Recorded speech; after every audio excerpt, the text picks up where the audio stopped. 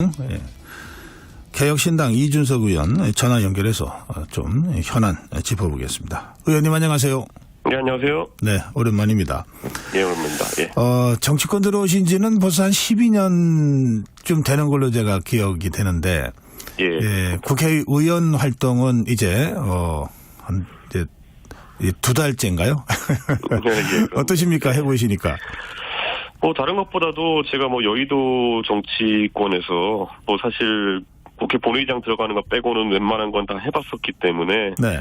익숙하긴 합니다만은 또 한편으로는 또 국민께서 뽑아주신 국회의원으로서 이제 막중한 책임감을 느껴가는 단계다 이렇게 말씀드릴 것 같습니다.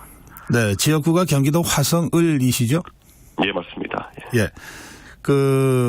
이 지역 유권자들이나 또는 우리 개혁신당의 당원들이나 이 최근 전국 현안에 대해서 이준석 의원께 어떤 말씀들을 많이 하십니까? 아무래도 경기 화성을 그러니까 동탄 같은 경우에는 젊은 유권자가 많이 사는 곳이다 보니까요. 네. 아무래도 지금 굳이 말하자면 범야권이 보여주는 움직임에 대해서 공감하는 주민들이 많은 편이고요. 아하, 예. 예, 실제로 지금 특검이라든지 아니면 여러 가지 현안에 대해 가지고 결국에는 개혁신당도 그런 어떤 보조에 발맞춰야 된다는 의견이 많이 나오고 있습니다. 그렇군요. 예. 지금 국회 상임위로는 과방위로 제가 알고 있는데요. 예, 맞습니다. 네, 이 과방위니까 이제 방송통신을 다루는 곳인데 예. 김홍일 방통위원장이 탄핵 소추를 앞두고 자진 사퇴하지 않았습니까? 그렇습니다. 그리고 예. 사퇴 이틀 만에 윤석열 대통령은 이진숙 전 대전 MBC 사장을 후보자로 이제 지명을 했습니다. 이 예. 과정에 대해서 의원님 어떻게 보고 계시는지요? 아무래도 김홍일 위원장님 같은 경우에는 법조인 출신이고 또 그다음에 권익위원장을 지내시고 사실 방송 전문성이 좀 부족하고 이력이 부족한 상태에서 이 방통위원장 오셨기 때문에 그런 부분에 대한 의문 제기는 있었어도 과거 이력에 대해 가지고 이렇게 묻는 경우는 없었거든요. 네. 그런데 저는 이진숙 신임 지병자 같은 경우에는 이진숙 기자는 종군 기자로 유명했던 기자이고 그래서 또 뛰어난 그런 어떤 기자로서의 업력도 있지만은 한편으로는 MBC와 관련된 여러 가지 논쟁 속에서 상당히 또 찬반 의견이 공존하는 그런 분이다 이렇게 알고 있습니다. 그래서 아마 네. 그런 부분이 주로 검증 대상에 오르지 않을까 그런 생각을 합니다. 네, 이진숙 후보는 지명되자마자 언론이 네. 공기가 돼야 되는데 흉기가 되고 있다. 또 공영 언론들이 노조에 의해서 장악되어 있다. 이런 발언들을 했는데 네. 이진숙 후보자의 발언에 대해서는요. 어떤 말씀하시겠습니까? 언론이 흉기가 되어 있다라는 표현 자체는 저는 원론적으로 공감할 수 있지만은 반대로 그럼 그 흉기를 누가 자꾸 만들고 있느냐에 대해 가지고는 이진숙 후보자가 생각하는 건 방향이 좀 다르다 이렇게 말씀드리겠습니다. 지금 윤석열 정부 들어서 가지고 가장 안타깝게 생각하는 것은 대통령께서 취임 연설문에서 자유를 그렇게 해서 언급하셨는데도 불구하고 여러 가지 언론 환경에 있어서는 통제가 강화되고 있는 상황이거든요. 제가 네. 윤석열 대통령 대선 때 국민의힘을 지휘하면서도 그때 언론중재법이라는 법에 대해 가지고 언론의 자유 측면에서 국민의힘은 그 법이 위반되는 거 민주당 주도의 입법을 반대했었거든요. 네. 그런데 그 당시에 언론의 자유를 내세웠던 국민의힘과 윤석열 대통령이 지금은 거꾸로 공영방송에 대한 지배력을 강화하려고 하는 것 이런 것이 좀 아이러니컬하긴 합니다. 그러면 개혁신당 또 이준석 의원이 생각하시는 이 방송의 정상화라 그럴까요? 공영방송의 정상화 해법은 뭘까요? 저는 이렇게 생각합니다. 지금 여러 공영방송 KBS, MBC 그리고 EBS까지 해가지고 이 방송국들이 예전만큼 그렇게 여유가 있는 상황이 아닙니다. 예전에는 KBS나 MBC가 지상파 채널로서 상당한 권한을 가지고 여러 가지 기득권을 행사할 수 있었다면은 요즘은 하다못해 유튜브 채널이나 여러 가지 다양한 미디어들, OTT 등과 경쟁하면서 KBS나 MBC의 수익성도 떨어진 상태이고 그 상황 속에서 보도 논조 하나만 가지고 이제 사장을 한다는 것도 거의 어려워진 상태라는 생각합니다. 네. 그래서 저는 이런 부분 같은 경우에는 가장 절박함을 느끼는 사람들이 아까 노조라고 표현하셨지만은 방송 노동자들일 것이다. 저는 그런 생각하고 그래서 네. 개혁신당에서는 사장 임명 동의제라는 것을 저희가 얘기하고 있습니다. 네. 지금 보면은 과거 몇몇 언론사에서 편집국장이라든지 아니면은 보도본부장 임명동의제 등을 실시한 적이 있는데요. 이렇게 네. 하면은 대통령 쪽에서 사실상 뭐 사장이나 이런 사람을 추천한다 하더라도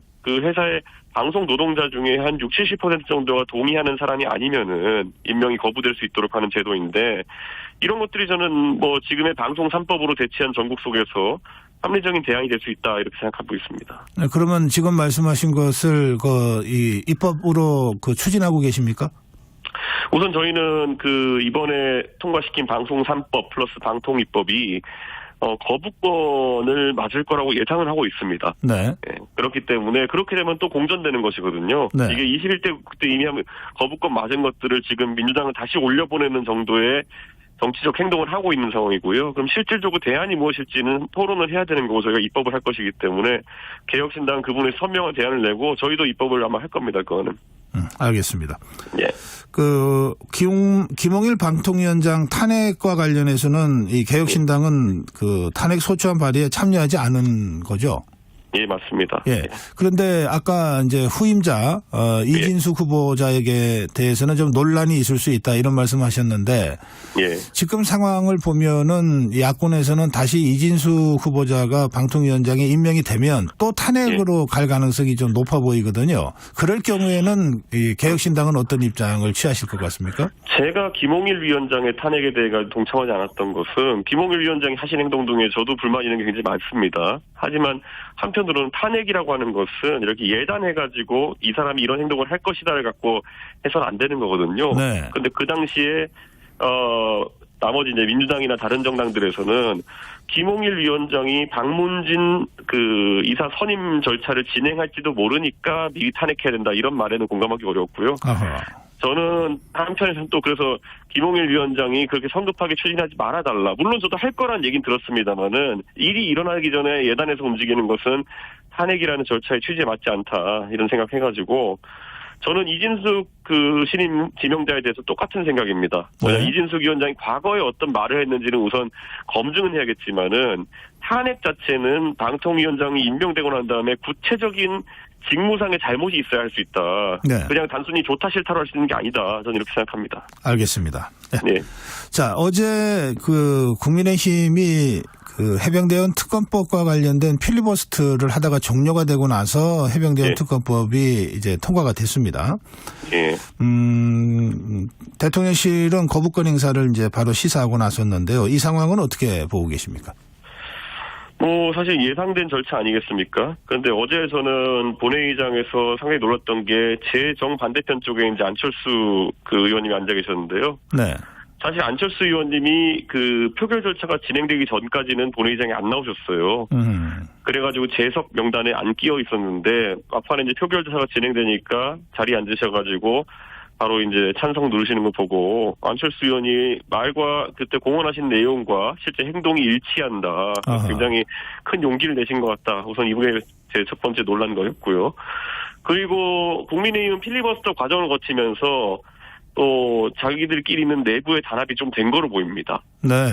네, 그래가지고 사실 어제 김재섭 의원도 이제 반대표를 던지면서 그 이유를 저한테 얘기하기를 이제 주진우 의원이 필리버스터 한 내용에 있어가지고 공감이 가는 부분이 있었다는 취지로 얘기했거든요. 네네. 예, 그래서 저는 그런 걸 보면서 각자 이제 의사선택을 하고 이제 공은 거부권이 돌아왔을 때 이제 200명을 넘길 수 있냐의 문제일 텐데요. 네. 저는 그때까지 여론전이 상당히 치열할 것 같습니다. 양쪽에서. 예. 그럴 경우에 어떻게 전망하세요? 저는 그런데 이거는 정권 입장에서 상당한 부담이 될 가능성이 높다. 왜냐하면 지금 국민의힘 전당대회에 나와 있는 한동훈 후보 같은 경우에도 이 문제에 있어가지고 본인이 수정안을 받아들일 수 있다라고 얘기했거든요. 네. 사실 근데 저는 약간 의아한 게 그러면은 한동훈 위원장과 뜻을 같이 하는 의원들이 지금도 10명은 넘을 텐데 왜 그러면 수정안의 내용을 이번에 표결하기 전에 발의하지 않았느냐. 아하. 좀 그런 부분은 안타깝거든요. 근데 어쨌든 그렇게 공언한 이상 저는 한동훈 위원장도 운신의 폭이 넓진 않을 거다. 그래서 그런 가능성까지 염두에 두고 용산도 거부권 행사를 생각해봐야 되지 않을까 그런 생각합니다. 그러면 이번에 야권이 처리한 이 해병대원 특검법은 재의결 갔을 경우에는 부결될 가능성이 더 높다 이렇게 보시는 것 같습니다.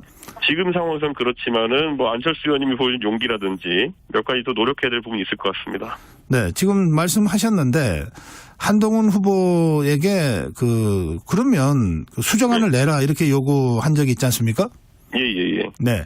그런데 한동훈 후보는 뭐 수정안을 내진 않았죠. 뭐 국회의원이 아니니까. 그러나 함께하는 의원들을 통해서 낼 수는 있었는데 안 낸 것 아닙니까?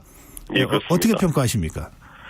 저는 한동훈 위원장이 사실 총선 국면에서도 여러 번 선명한 행동을 할 수 있는 기회가 있었는데 잘 아시는 것처럼 대통령과의 관계를 고려해가지고 항상 본인의 입장을 철회하는 모습이라는 걸 많이 보였거든요. 네. 저는 그래서 이번에도 또 이 범야권에 힘을 실어주는 국민들 입장에서는 오히려 한동훈 위원장이 또 다른 선택을 나중에 결국에는 어디 들어갈 때랑 나올 때 생각 다르다는 그런 식의 행동을 보여줄까봐 아직까지 좀 우려를 많이 하고 있는 상황이다. 저는 이렇게 봅니다. 네. 의원님 말씀 중에 안철수 의원 말씀을 하셨는데, 사실 그 안철수 의원과 이준석 의원 간에는 좀 갈등 관계가 좀 있었지 않습니까? 예. 이번에 보시면서 좀 생각이 많이 달라지셨나요? 근데 안철수 의원이 저한테 잘못한 것도 있고, 안철수 의원이 제가 비판하게 된 것도 여러 가지가 계기가 있고요. 네. 그러다 보니까 이번에 행동 자체는 굉장히 용기 있는 행동이었다고 제가 칭찬하고요. 네. 안철수 의원에 대해서는 제가 직무상의 관계지, 제가 그분을 인간적으로 평가하고 이런 관계는 아니기 때문에. 네네. 저는 이번에 행동은 그 자체로서 굉장히 용기 있다고 제가 평가하고 싶습니다. 알겠습니다. 예. 자, 조금 전에 이제 우리 한동훈 후보 얘기를 좀 했는데, 최근 언론에서 이준석 의원이 국민의힘의 대표했던 그때와 지금 한동훈 후보를 비교하는 기사들이 좀 간간히 나오던데 혹시 보셨습니까? 그렇게 비교를 하려고 하는 것은 봤지만은. 네. 한동훈 위원장은 비대위원장 달랑 이제 몇 달 한 거고, 그전에 당 생활했던 이력이 전무했고, 무엇보다도 지난 총선에서의 성과가 너무 안 좋지 않았습니까? 네. 예, 저랑 비교할 수 있는 부분이 어떤 부분인지는 잘 모르겠습니다. 그러니까 한동훈 위원장이 이번에 혹시라도 당권을 잡고 성공적으로 당을 이끌어가지고 성과를 낸 다음에 어떤 대통령과의 갈등 상황이 있으면은, 네.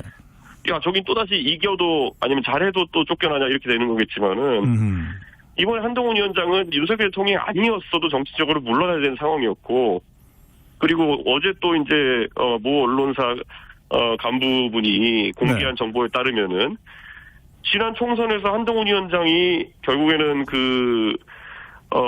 김건희 여사 측에서 여러 가지 문제가 된 명품백이나 이런 거에 대해 가지고 사과를 하겠다고 의사를 사진했음에도 불구하고 어떤 이유에서든지 소위 말하는 일십이라고 하는, 그러니까 메신저의 내용을 보고도 답을 하지 않은 그런 상황이 있었다고 어제 공개가 됐거든요. 아, 그래요. 예.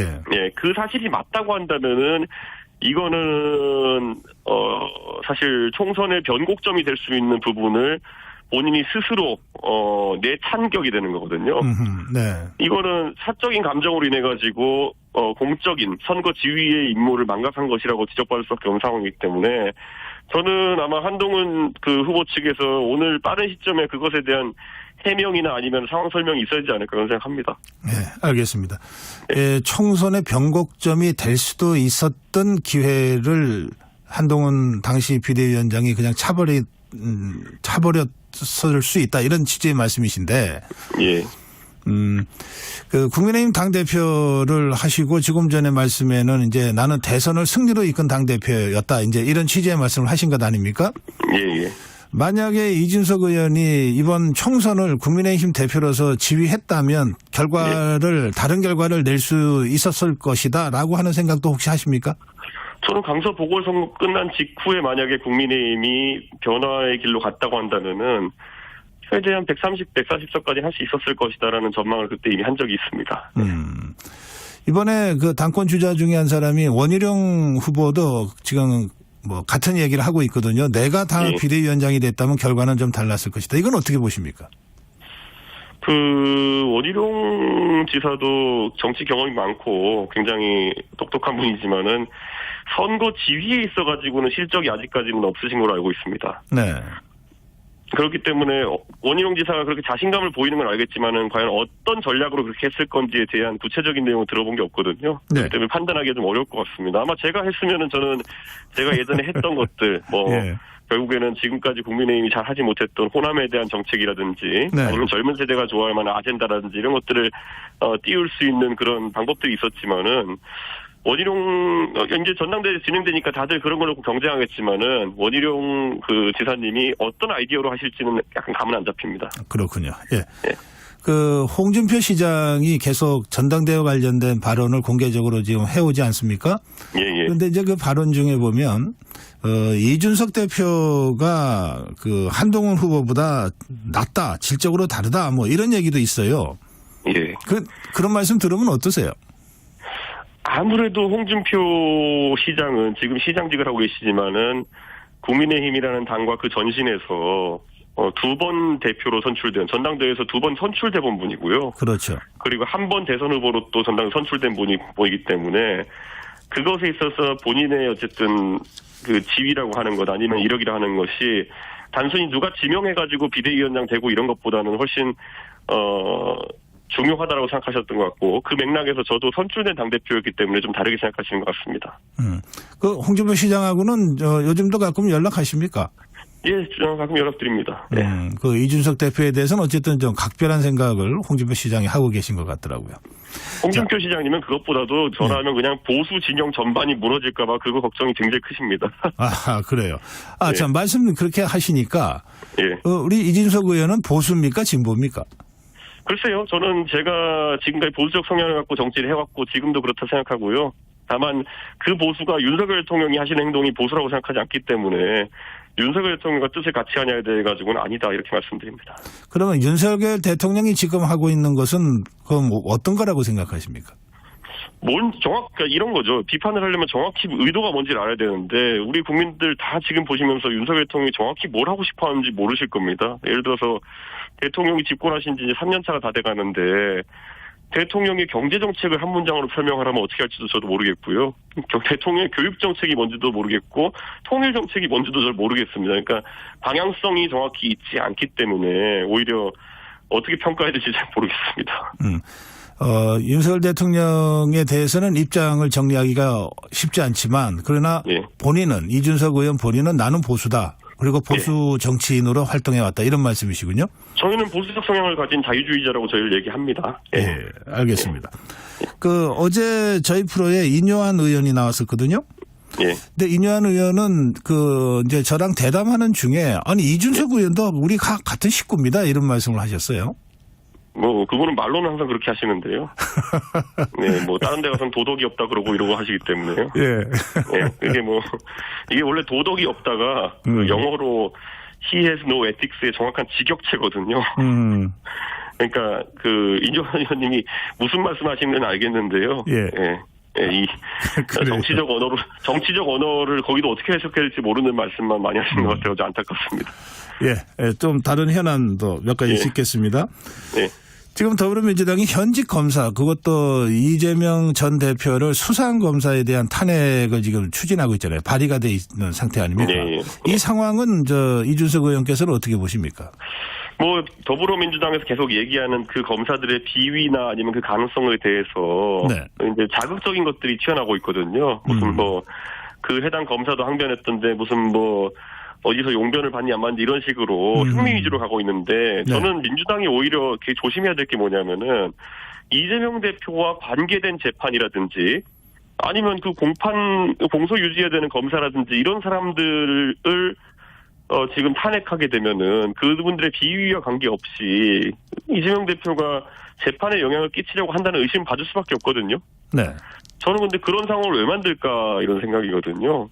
만약 법리적으로 이재명 대표가 자신이 있고 그렇다면은 오히려 그런 검사들에 대해 가지고 지금 탄핵이란 절차를 동원하지 않는 게 이재명 대표 입장에 정치적 유리할 텐데. 네.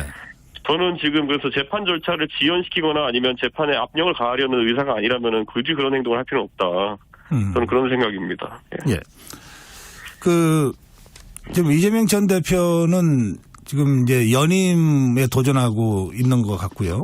예, 예. 또 그런가 하면 조국 혁신당의 조국 대표도 또 한 번 더 대표하겠다 그러고 있는데 예. 이준석 의원은 대표였는데 지금 대표 도전을 안 하고 지금 허은하 전 의원이 지금 대표를 하고 있잖아요. 예, 예. 왜 그런 선택을 하셨습니까? 저는 개혁신당을 하면서 개혁신당에서 제가 무슨 뭐 이 당의 모든 것이 양 되는 상황 자체가 굉장히 저도 내키지가 않습니다. 그래서 우리 개혁신당에 훌륭한 인재들이 많이 있고 당장 뭐 조웅천 의원님이나 이원욱 의원님, 양양자 의원님, 양정숙 의원님 같이 사실 우리 당에 사실 굉장한 그 투자를 하신 분들도 있고 김용남 의원 같이 또 굉장히 역량 있는 분도 있고 이런 분들도 역할이 이제 조금씩 늘어나야 된다 이런 생각이거든요. 예. 그래가지고 제가 대표 자리를 연임한다든지 이렇게 도전하게 되면은 그 공간이 생기기가 어렵습니다. 그래서 저는 그렇게 하지 않겠다고 했고요. 그런데 뭐 조국 대표나 이재명 대표 그리고 한동훈 위원장이 총선 때 리더십 자리를 다시 획득하려고 도전하는 것 자체가 뭐 나쁘다 이렇게 표현하지는 않겠지만은 그분들은 시간표가 저보다 좀 더 빠른 것 같습니다. 그래요. 대선이라든지 다음 선거를 염두에 두고 움직이시는 것 같은데 글쎄요. 항상 빨리 간다고 먼저 가는 건 아니라는 생각을 하거든요. 그렇군요. 예. 네. 알겠습니다. 네. 이게 시간이 거의 다 돼서 짧게 우리 마무리 인사 말씀 좀 듣겠습니다. 예. 아니, 저희 이번에 개혁신당이 이제 총선 이후에 그래도 당을 가장 먼저 정비하고 저희가 합리적인 의정 활동으로 통해가지고 저희 지지세 늘려가기라고 하고 있는데요. 네. 국민들께서 개혁신당 아직까지 이름이 생소할 수도 있겠지만은 한번 지켜봐 주시고 저희가 새로운 정치문화 만드는 거 한번 응원해 주셨으면 합니다. 예, 오늘 말씀 잘 들었습니다. 예, 감사합니다.